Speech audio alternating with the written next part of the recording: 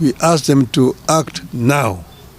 And if they don't, of course they know that the consequences will be very grave indeed. This afternoon seems like we have a very significant event in the context of addressing the doctor strike, especially with the involvement of figures like Raila Odinga, Wycliffe Oparanya and Ali Hassan Joho. Their joint appearance indicates a unified front from the ODM political party in addressing the issue. And from what we can see, the presence of tight security in the premise might suggest the seriousness and sensitivity of the matter, likely to ensure the safety of the attendees and maintain some order during the press briefing. Let's wait. I think in the next few minutes, the ODM leader, Raila Odinga, will be holding a press. Ladies and gentlemen of the press, this one is not about the ODM. This is about the doctor strike.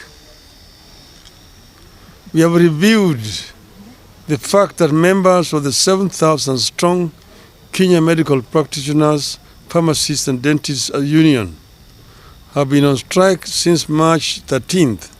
Raila Odinga, leader of Azimio, has finally addressed the ongoing doctor strike in Kenya after weeks of silence. He expressed concerns over the crisis, emphasizing the disruption it has caused in public hospitals and the potential for a full-blown crisis if not resolved soon. The strike has disrupted healthcare in the country's 57 public hospitals. We are of the view that the situation is moving from bad to worse, and soon we will have a full-blown crisis in which all health workers will don their tools. Already, clinical officers have joined.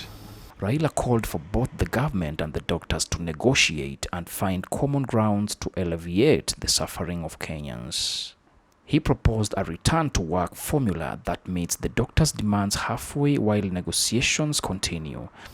I therefore have a personal appeal to both the government and the doctors. After very wide consultations, I am convinced that the doctors and all other health workers currently on strike will be able to craft a return-to-work formula and resume duty if the government were to meet their demands halfway while negotiations continue. Raila highlighted various issues needing attention, including payment of medical interns, fair salaries for doctors in training, and the procedural termination of their services. We therefore appeal to the government to address itself to the following three broad areas as a way of progress towards ending this strike. 1. Pay for medical interns. For the last 7 years, interns have been earning 206,000 shillings per month. These are actually the doctors running level 4 and many other public hospitals. There is no way an employer can reduce the salaries of employees midstream. That distorts everything in the life of the employee.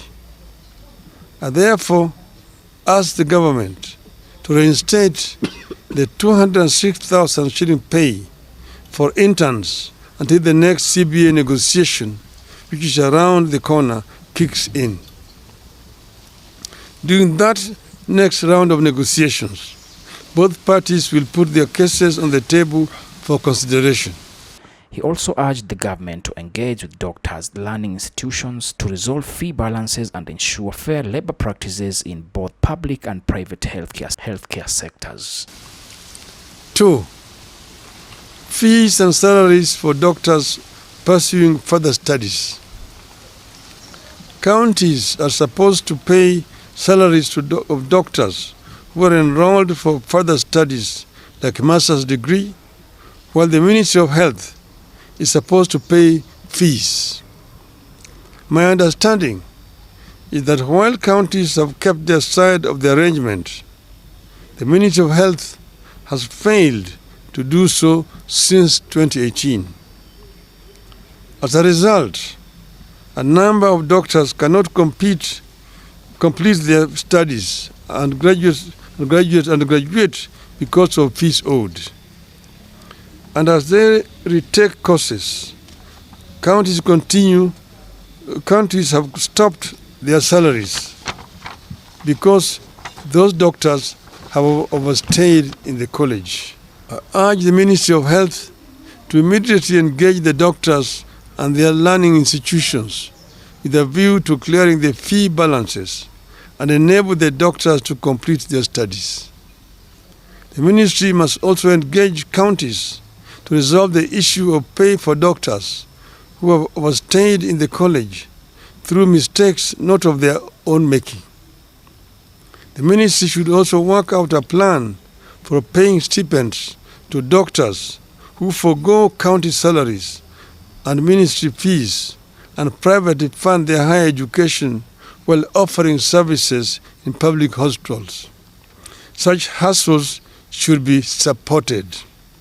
Additionally, Raila called on counties to reconsider terminating contracts with doctors and proposed actions to avert further escalation of the crisis. Doctors are complaining about a free-for-all system where some employers have the free hand to decide what to pay. The result has been a very unequal system where doctors hired to do the same job experience huge variation in salaries. The medical profession is too important to be managed so casually. The ministry must intervene for the doctors. 5. And procedural termination of services. I have terminated contracts of the doctors for one reason or another to reconsider their actions and engage the doctors. The counties that have done so or are in the process of doing so know themselves. I request them to reconsider their steps. I believe that the above actions, if taken in consultation with the union, will see us avert the crisis that's building up in the health sector and pave ways for less antagonistic engagement. This is a crisis that has serious ramifications. We want this crisis to be resolved. We have not spoken before, but we want the government to take notice that we cannot remain silent for a longer time when this is persisting. We ask them to act